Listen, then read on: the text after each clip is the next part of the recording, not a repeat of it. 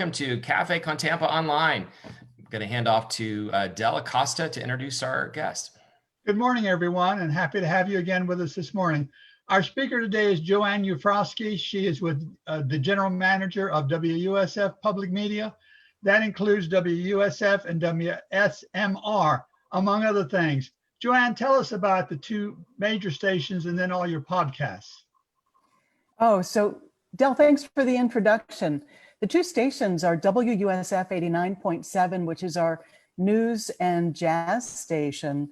And we also have WSMR, which is based in, actually the transmitter is in Nokomis on 89.1, and we have a translator in Tampa at 103.9. So you can hear these stations not just over the air, but also streaming on your computer or on our app, which of course is free.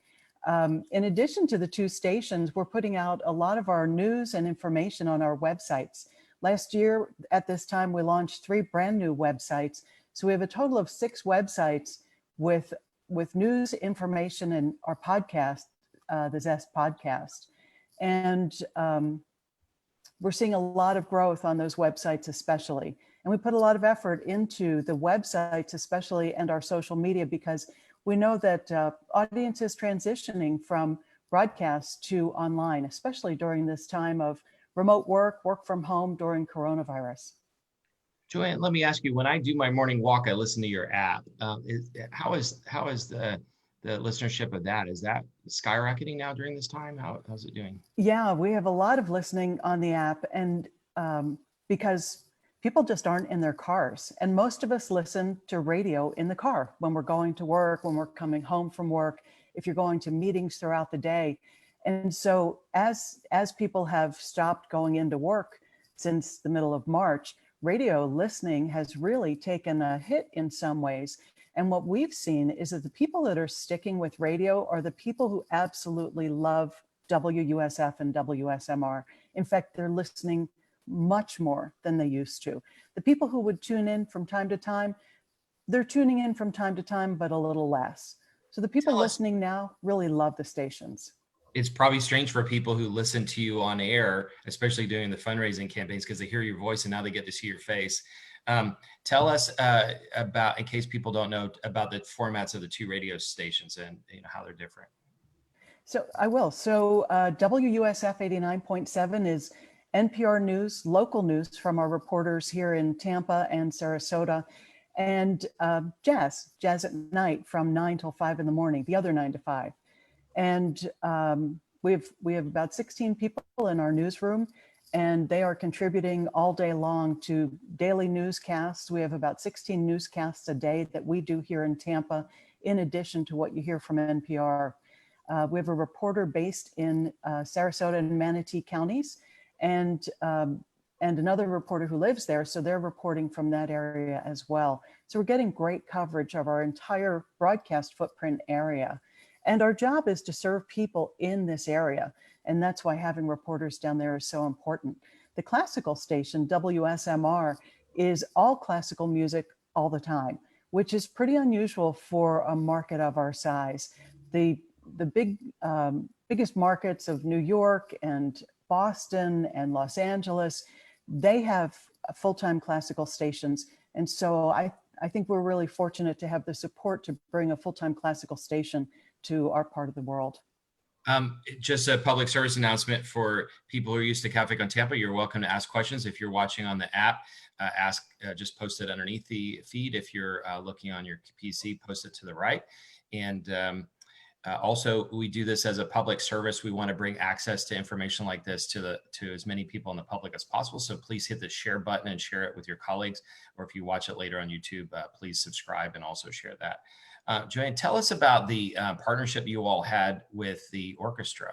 That was a very unique situation in this COVID-19 environment. It was one of the really special things that happened during this period of time. We have broadcast the Florida Orchestra Masterworks concerts for a while now. And then and also the Sarasota Orchestra Masterworks concerts. And then all of a sudden, nobody was performing live anymore. So both orchestras gave us permission to put their symphonies, their concerts online. So we would broadcast them, Sarasota Tuesday nights, Florida Orchestra on Thursday nights. We would broadcast the concerts, then we'd have them online and they were accessible for download. Over 5,700 people so far have downloaded orchestra performances to listen to in their home. And when you think about how many people that would be in an orchestra hall, that's pretty amazing. It's filling up the hall several times over in a time when people couldn't get out and do anything. Classical music especially has been quite a respite for people.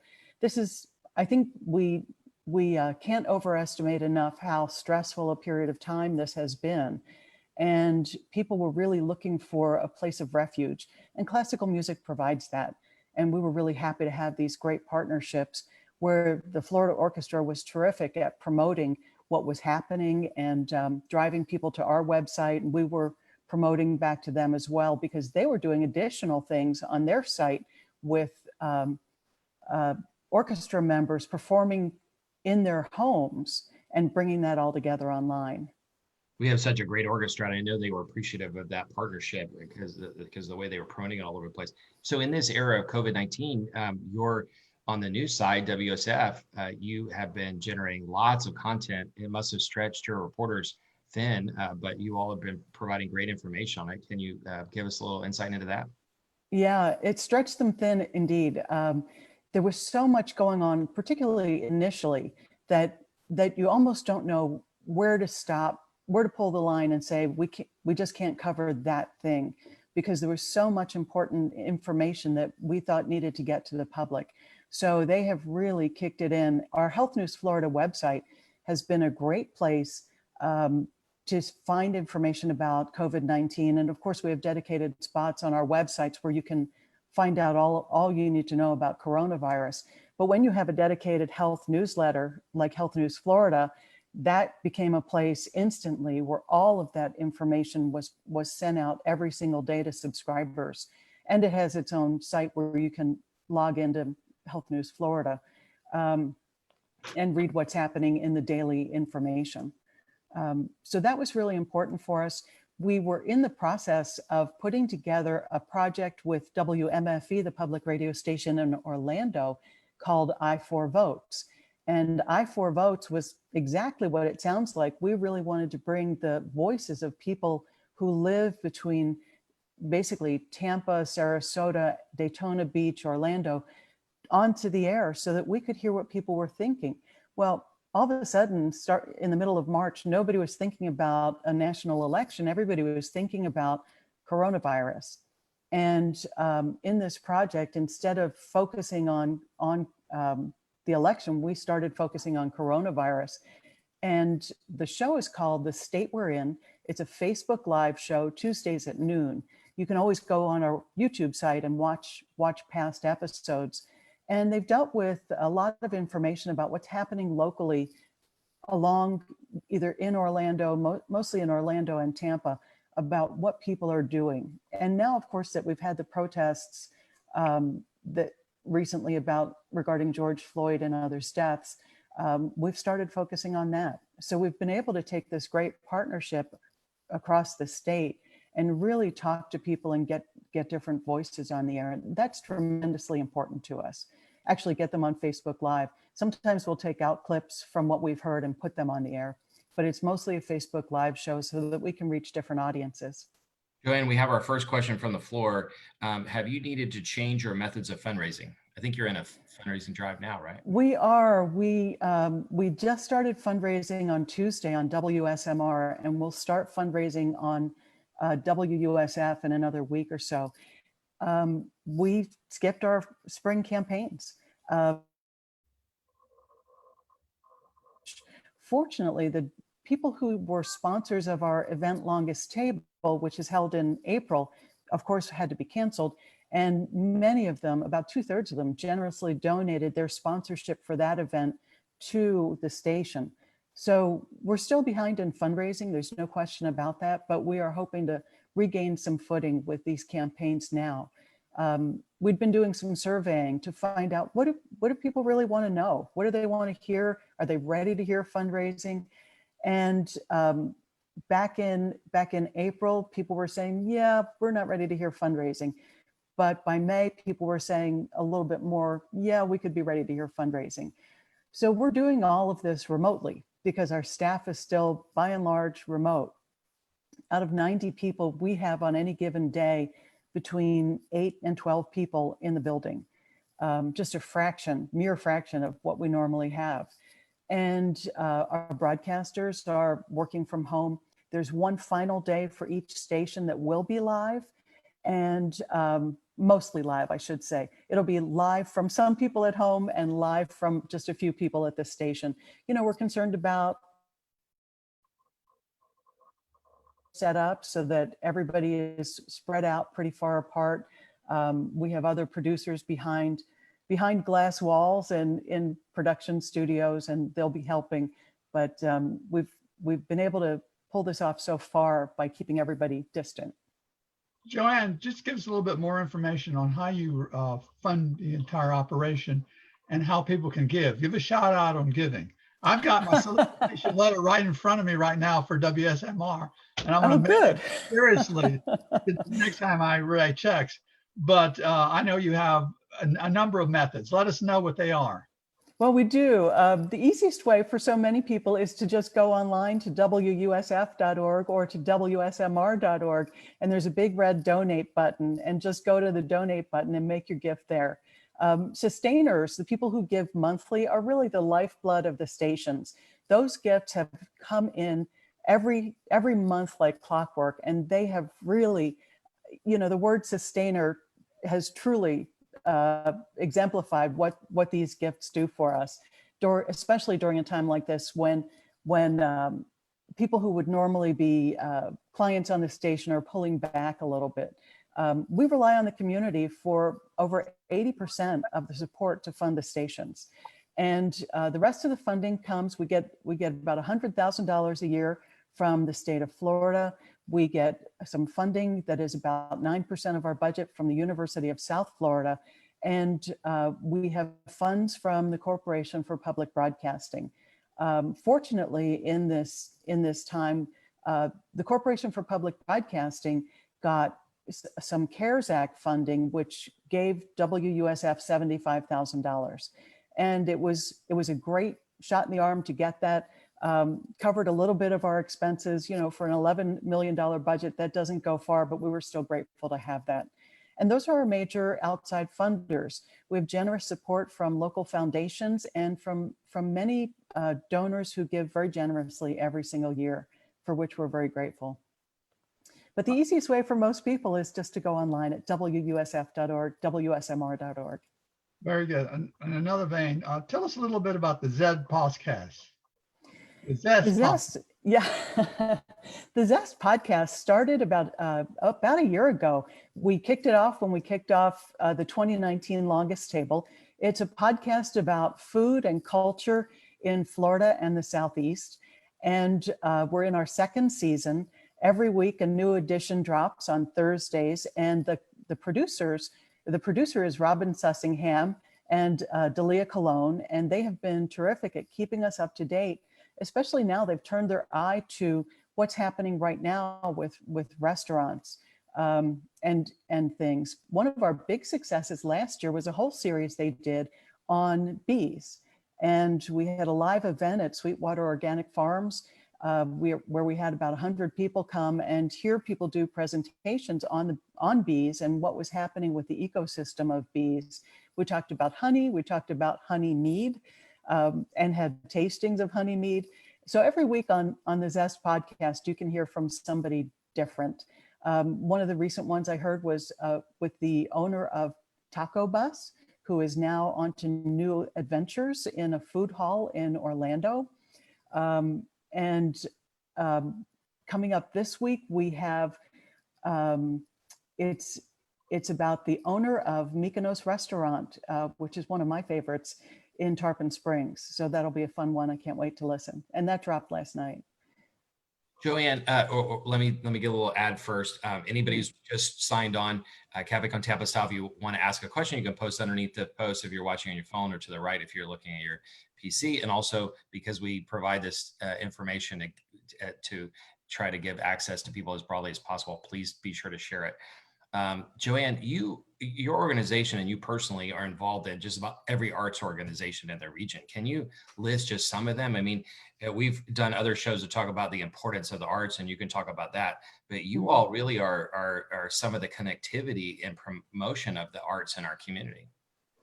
We are, and you know, for better or worse, our partnerships with the arts organizations, they've had, because they're not doing performances, they're really pulling back on their promotions that go on our air, our nonprofit announcements. So we've taken a bit of hit of that, but we're still looking for ways to be even better partners during this time. And I was just brainstorming yesterday with our director of community partnerships, where do we go? You know, are arts organizations still going to be performing live with a full hall, with a partial hall? Will there be a virtual component that we can help promote and support? We have dedicated our events pages on our websites to all the places you can see virtual performances and art openings and things like that. So that's been really important to us, just to keep putting that information out there, because people are looking for ways, while they are not going out as much, to find ways to not just entertain themselves, but educate themselves. So any arts organizations we've been part of, you know, that have virtual exhibits going on, we've been able to partner with that. Most of our arts organizations that we partner with many are in Sarasota, where we have 65 arts partnerships with everything from churches who bring in concerts to the Sarasota Orchestra, the ballet, the St. Pete Opera, and opera here in Tampa as well. So we're all missing the live performances and trying to find out how art survives if people are not partaking, or if concert halls can only be half full, what that looks like.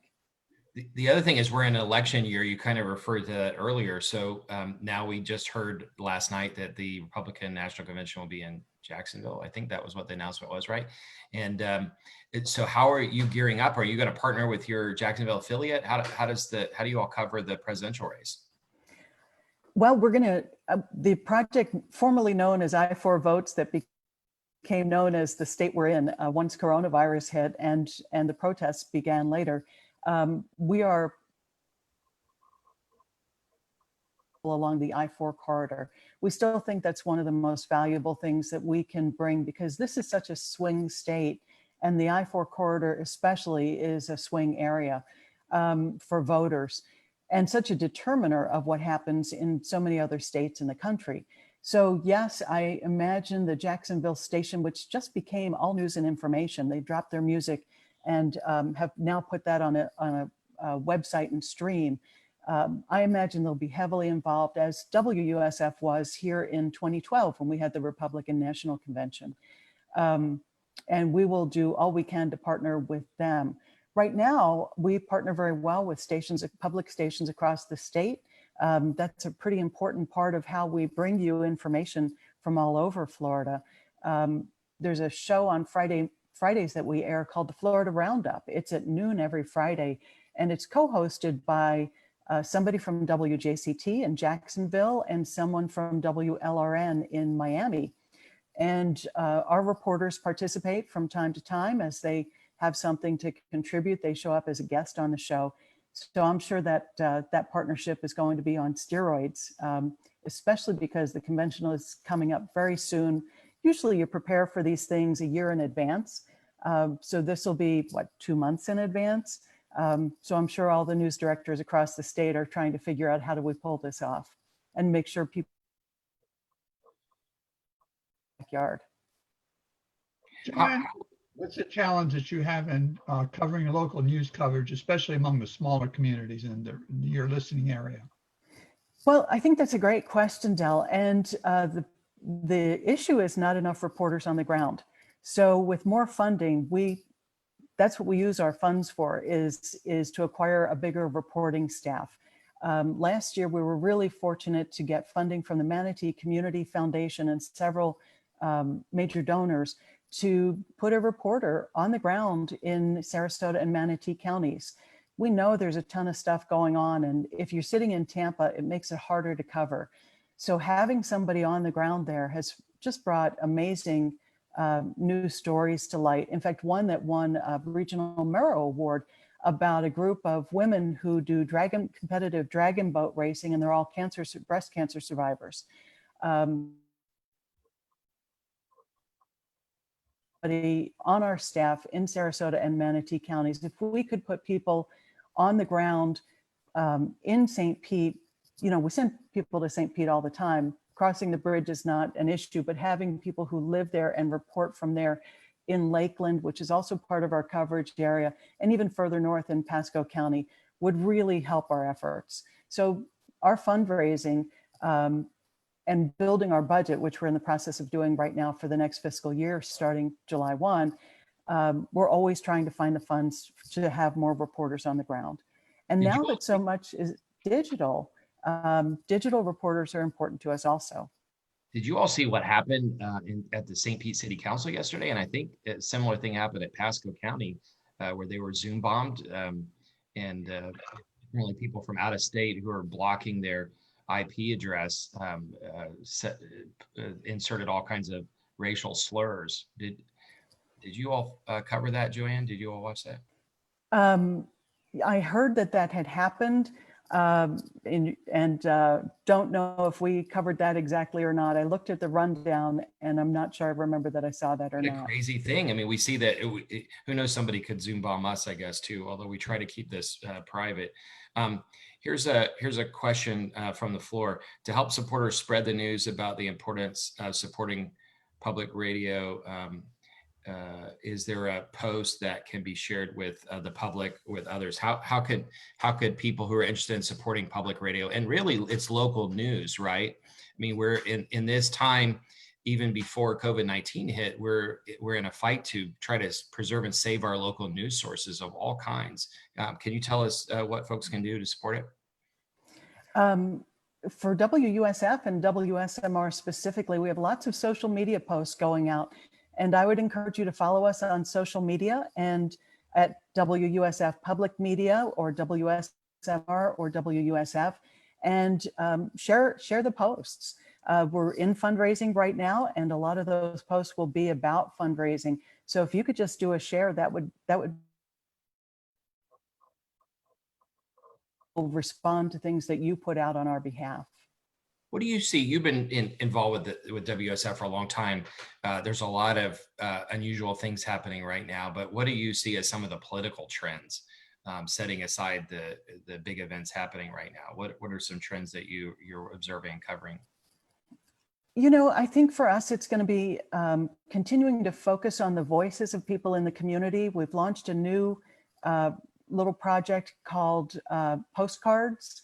And the postcards, there's a spot on our WUSF.org website where we want to talk to people who've been involved in the protests. We want to hear their voices. We want to hear what motivates them.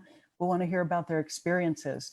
So for us, it's really going to be finding new audiences that might not typically be listening to radio, because younger people are typically not big radio listeners, but who are out online and who can respond digitally where they're much more comfortable. And we're asking them to get in touch with us and let us hear, because so that's a big effort that we're engaged in right now. The other is more collaborative reporting with other news organizations. Our Health News Florida newsletter is done in collaboration with WMFE in Orlando and WLRN in Miami. We've done several journalism efforts that have included other stations across the state. And that's important to us because it really increases our capacity. It leverages the ability of reporters in different areas to come together on different trends in what's happening in the community and report on them, so that what's happening in one location is also happening somewhere else. JoAnn, I have a question from the Yeah. floor. It says, it's a long question. Local stations like WBUR, WAMU, WHYY, and others are responsible for producing daily programming that plays such a critical role in the content and varied perception of public radio nationally. It certainly must be costly to maintain such endeavors, but it also must benefit the stations where they wouldn't be doing it. Given the national interest in Florida, both good and bad, do you foresee the day when WSF might produce a program heard nationally? What challenges would that entail? That's a great question. And it's something we think about all the time. And it's something we have a plan for. It's something we just haven't had the funding for. Because to be able to launch something like that, we would need to bring on a staff of 4 people, which would include a co-host, a producer, 2 producers, and another reporter, so that we could make sure that we're getting the quality that we need on the air. And so we're not just talking about putting more feet on the ground in Lakeland, we're talking about a crew of 4 people that we would need to bring on. So we've been talking to donors about things like that, and people are interested. We hope it's just a matter of time before we can raise the money to do something like that, because we would very much like to be in the lead on that. And we had it in our budget for this year. I think if we had not had coronavirus, we would have been seeing something by now. Now it's in the budget for this coming year, and hopefully we'll be able to get there with your help. Dell, do you have a final question? Well, I think WUSF and WSMR are true assets to our community.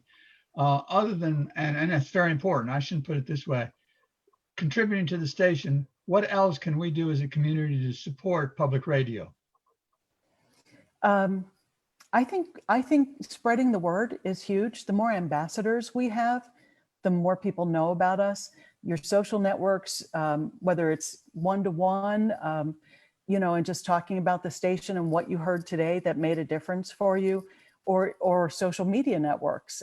They're very valuable to letting people know that we're out there, we're covering the things we're interested in. The other thing is by contacting us, letting us know what's happening in the community, because you all know things that we might not necessarily know, and you might know it before we know it. And having that information about new trends, new things that are going on is incredibly valuable to our news staff. And contacting us online is always the best way at WUSF.org, and letting us know these trends before we do is worth a lot to us, because we want to bring that to everybody, that information. JoAnn, you're also, you're personally involved in a lot of things. And one of them that I know you're involved in is Athena. And I think you've been involved in League of Women Voters before. We see in Tampa in particular, the emergence of very powerful female leaders. We've got a female mayor now, who I think is our 3rd. By the way, for anybody who doesn't know, the president of Café on Tampa is female, PJ Somerville. She doesn't want to be on these videos, but if you go in person, you'll see her every week. But what else do we need to do to support making sure that our smart and capable female leaders, have a seat at the table? I think that's kind of the conversation that we're having right now with Black Lives Matter, is making sure that all kinds of people, and Black people and women, have a seat at the table. And I think we all have to be just very conscious of what's going on in the community and the valuable voices that might not be at the table. We're, as part of the University of South Florida, it goes without saying, we have a very diverse place to work in, but it could be more so. So hiring people that bring diversity to what you do is incredibly important. Always has been for us, and it's something we continue to pursue.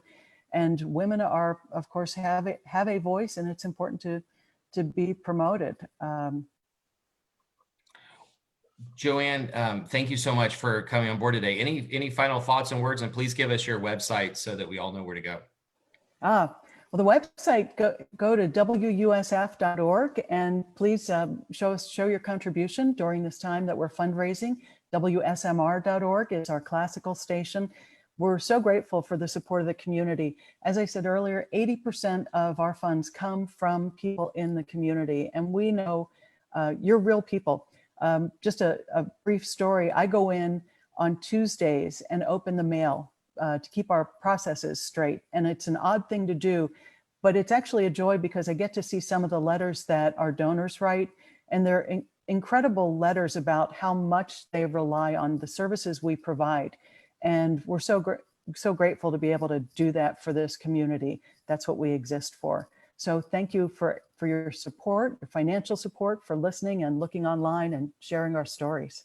And we mentioned this a couple of times, but you have the websites that people can go to. You have the radio stations. Yeah. And then you have the podcast. Tell us the names of the podcasts again.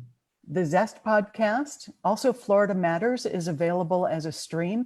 You can stream the stations on your computer, or you can get the free app from the App Store or Google Play. Yeah, and when I mentioned I use the app every day when I'm doing my morning walk, and so everybody don't forget that. In the old days, we would carry like a Walkman radio, and then it went to other forms. But we need to remember we can still get access to that kind of content. But also don't forget on the app to hit the notification button so that the information pops up. And the same thing with the podcast. All right, anything else, JoAnn? No, I really appreciate being here, and I hope we all get through this period of time and can come back together and meet in person soon. Yes, let's when we start having in-person meetings, come back to the Oxford Exchange or wherever we are. And one thing, I've spent much time in parking lots finishing up a program on USF. A tremendous community asset. That's where I really learn a lot. And also, if anybody wants to meet JoAnn, she's a regular at our in-person meetings too. So thank you all for coming, and your news team covers us a lot too. So thank you for that. All right. Thanks everybody for watching. Be sure to share the content on your Facebook page or other places, and look forward to seeing you next time. Thank you.